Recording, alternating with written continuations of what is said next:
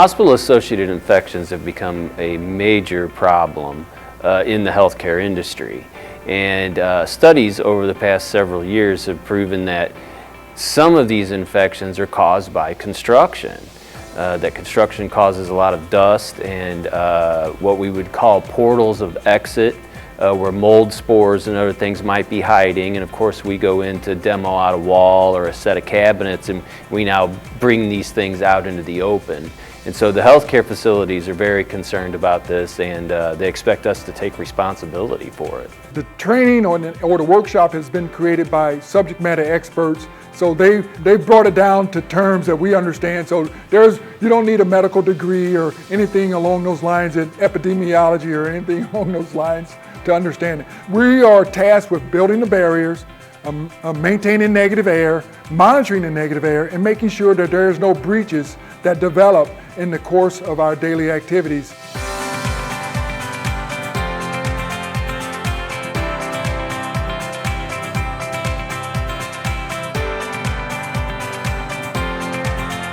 A lot of people that come into healthcare may think they know what we do all the time, but it's not necessarily the case. So if your workers are trained, you have the peace of mind that they know what they're doing, and they're much more efficient. When they're setting up their infection control barriers and running through the protocol, they're not waiting to ask questions, they're not doing things wrong that had to be redone later. So with all that in mind, if your guys are more efficient and effective, then yeah, they're going to be more competitive. It's absolutely a team effort.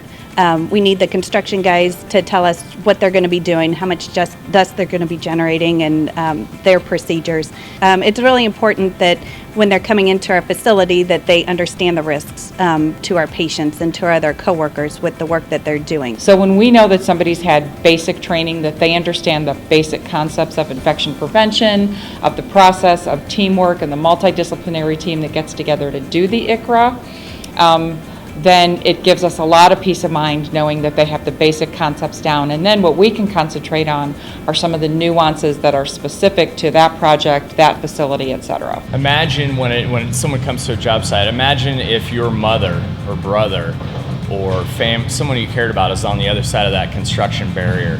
And that's really how important infection control is in our industry. So it's a hot topic because people want to know how to work in healthcare facilities, and they want to do the right thing. It encourages the culture of safety that we're already developing, and it inspires the construction crew to take the steps that they know are necessary to provide that same level of safety for our patients.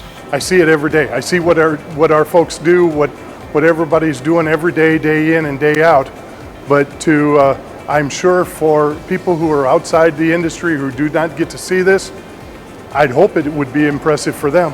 We're supposed to be the best bang for your buck, and this is the way we can do this. We can make sure that all of our carpenters that we represent have this training to keep everybody safe. You may be working on one side of the wall where you have a patient on the other side of the wall. So it's very important to know your surroundings and how to deal with it all. Well, this training, it helps you be aware so you could have a barrier you could set up to keep the patients safe, and because they're there to get better and you're interrupting the normal flow of how the system works, and to just be able to do it and do it 100% and make sure that nobody's going to be injured or hurt. To keep the patients safe, we have to go through an extensive 24-hour training program which makes that project work hand in hand with the hospital and the construction contractor as well.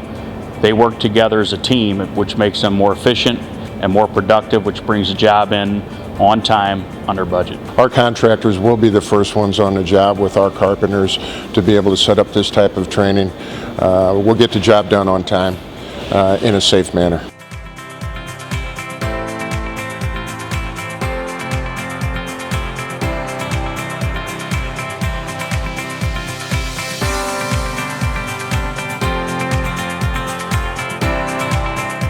The healthcare providers are getting serious about this. They realize the problems that are being caused during construction and renovation, so they're taking it seriously. And moving into the future, this is going to make the difference between whether you get the job or not.